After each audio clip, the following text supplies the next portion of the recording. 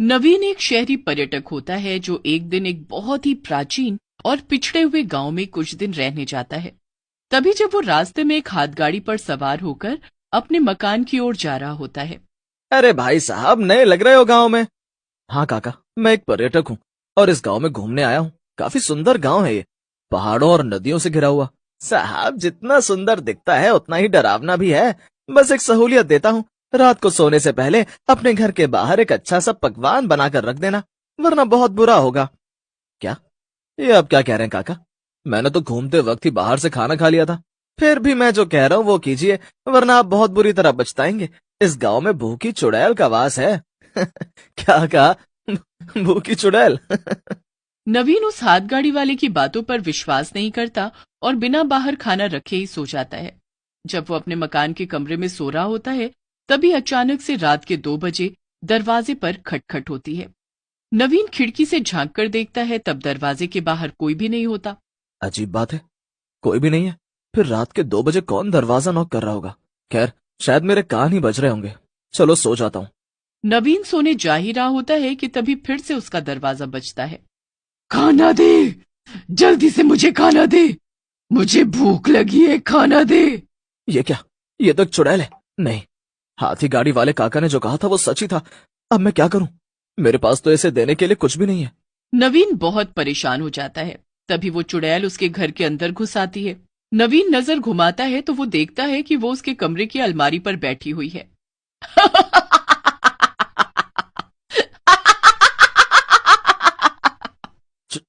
चुड़ैल, तुम अंदर कैसे आ गई?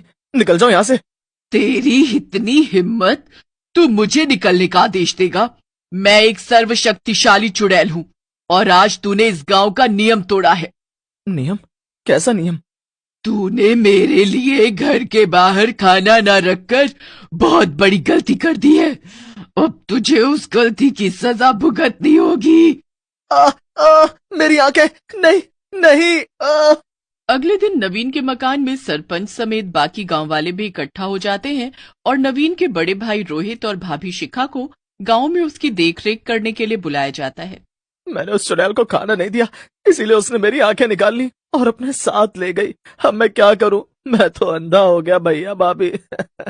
सरपंच जी, अगर आपके गांव में उस भूखी चुड़ैल का खौफ फैला हुआ है तो आपको हर एक पर्यटक और बाहर से आने वाले व्यक्ति को बताना चाहिए था ना। नहीं रोहित भैया, मुझे पता था। मुझे एक हाथ गाड़ी वाले काका ने बोला था, लेकिन मैंने उनकी बातों पर विश्वास नहीं किया और सो गया बगैर खाना रखे ही। सरपंच जी, उस भूखी चुड़ैल के लिए दरवाजे के बाहर खाना रखना इतना जरूरी क्यों है? बेटी, ये बहुत सालों पहले की बात है। इस गांव में कपालिका नाम की एक औरत अपने पति और सास ससुर के साथ रहती थी, लेकिन वो कपालिका को बहुत मारते थे और उसे खाना न देकर भूखा रखते थे, जिस कारण एक दिन उसकी मौत हो गई और उस दिन से वो चुड़ैल बनकर सबको परेशान कर रही है। लेकिन इस चुड़ैल को रोका भी तो जा सकता है ना। आप लोगों ने कुछ कदम क्यों नहीं उठाया? नहीं, कोई टोना टोटका काम नहीं आया। हमने सब कुछ करके देख लिया, लेकिन वो भूखी चुड़ैल बहुत भयानक और शक्तिशाली है। अगर किसी ने उसे खाना नहीं दिया तो वो उस व्यक्ति के साथ बहुत बुरा करती है और उसे किसी न किसी तरह से अपाहिज करके चली जाती है। हे भगवान! रोहित, तुम देवर जी को यहाँ से ले चलो। ये गांव खतरे से खाली नहीं। यहाँ की भूखी चुड़ैल हमारे साथ भी गलत कर सकती है। हाँ शिखा, तुम सही कह रही हो। नहीं नहीं रोहित बेटा, ऐसा मत करो। अगर तुम दोनों चुड़ैल को खाना दिए बगैर ही गांव से चले गए तो वो तुम दोनों को भी नहीं छोड़ेगी। नहीं सरपंच जी, ऐसा कुछ नहीं होगा। हम दिन में ही निकल रहे हैं आज। हम शहर जाकर देवर जी का इलाज करवाएंगे। हाँ सरपंच जी, ऐसा मत कीजिए। आपको उस चुड़ैल को खाना तो खिलाना ही होगा। हाँ, एक बार जब कोई इस गांव में आता है और वो उस भूखी चुड़ैल कपालिका को खाना दिए बिना ही चला जाता है, तब वो उस व्यक्ति के पीछे हाथ धोकर पड़ जाती है। रुक जाइए और उसे खाना देकर ही जाइए। शिखा और रोहित दोनों सरपंच और गांव वालों की बात नहीं सुनते हैं और अपनी मनमानी करते हुए एक बैलगाड़ी पर सवार होकर नवीन को लेकर गांव से बाहर जाने के लिए प्रस्थान करते हैं। बैलगाड़ी चलाने वाली एक औरत होती है। खामखा सभी गांव वाले हमें कुछ भी कह रहे थे। अच्छा हुआ कि हम जल्दी से इस भूतिया गांव से बाहर निकल रहे हैं। हाँ शिखा, धन्यवाद शिखा भाभी। रोहित भैया, तू चिंता मत कर नवीन, मैं हूं ना, तू जल्दी ठीक हो जाएगा मेरे भाई। तभी अचानक से बैलगाड़ी एक खाई पर जाकर रुक जाती है। ये क्या? ओ बैलगाड़ी वाली, तुम्हारा दिमाग खराब हो गया है क्या? यहाँ खाई पर क्यों लाई हो तुम बैलगाड़ी?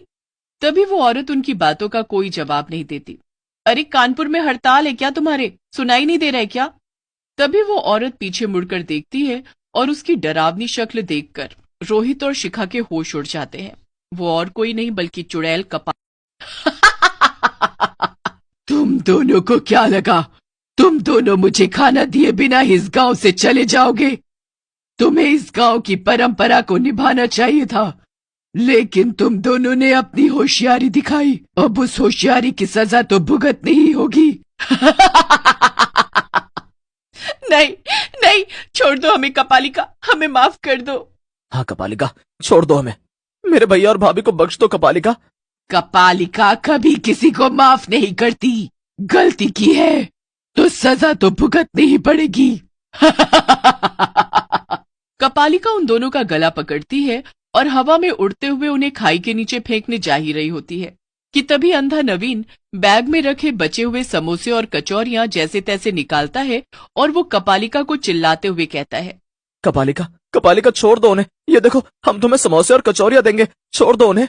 नवीन की आवाज सुनकर और समोसों और कचौड़ियों की खुशबू सूंघकर कपालिका की लार टपकने लगती है और वो रोहित और शिखा को जमीन पर फेंककर समोसे और कचौड़ियों की तरफ भागती है और उन्हें पागलों की तरह खाने लगती है। वाह वाह, क्या बात है, वाह वाह वाह वाह वाह। यही सही समय है रोहित, नवीन को अपने कंधे पर उठाओ और भागो यहाँ से। रोहित नवीन को अपने कंधे पर उठाकर शिखा के साथ वहां से भागने लगता है और भागते भागते वो दोनों रास्ता भटक जाते हैं और फिर से गांव में ही पहुंच जाते हैं। ओ नो, अब हे भगवान, अब हम क्या करें? हम तो फिर से गांव में ही लौट आए हैं। अब हमारे पास यहाँ रुकने के अलावा और कोई रास्ता नहीं है। शाम के 6 बज चुके हैं शिखा। शिखा और रोहित अपने साथ घटी हुई घटना के बारे में सरपंच और गांववासियों को बताते हैं। तभी एक गांववासी उन्हें एक थाली भरकर अच्छे अच्छे पकवान बनाकर देता है। ये लीजिए, ये मेरी घरवाली ने खाना बनाया है। ये थाली रात को सोने से पहले दरवाजे के बाहर रख देना, और हाँ, सुबह 6 बजने के बाद ही अपना दरवाजा खोलना। ठीक है, धन्यवाद भाई साहब। मैंने आप दोनों से कहा था कि उस चुड़ैल को खाना देते हुए जाना। माफ कीजिएगा सरपंच जी, हमने आपकी बात नहीं मानी, लेकिन अगर आज देवर जी सही समय पर वो बैग में से बचे हुए समोसे और कचौड़ियां नहीं निकालते तो कपालिका हमें उसी खाई से नीचे ही फेंक देती। रात में शिखा घर के दरवाजे के बाहर खाना रखती है और वो तीनों सो जाते हैं। उनके पड़ोस में रहने वाले बिरजू के दरवाजे के बाहर रखा हुआ खाना एक सड़क का कुत्ता खा लेता है और जब कपालिका ये देखती है तो वो गुस्से में आग बबूला हो जाती है। ये क्या, इस बिरजू ने आज मेरे लिए खाना नहीं रखा, अब ये गया। खोल, दरवाजा खोल बिरजू, आज तूने मेरे लिए खाना क्यों नहीं रखा? लेकिन ऐसा कैसे हो सकता है? मैंने तो खाना रखा था। मेरा विश्वास करो कपालिका, मैंने खाना रखा था तुम्हारे लिए।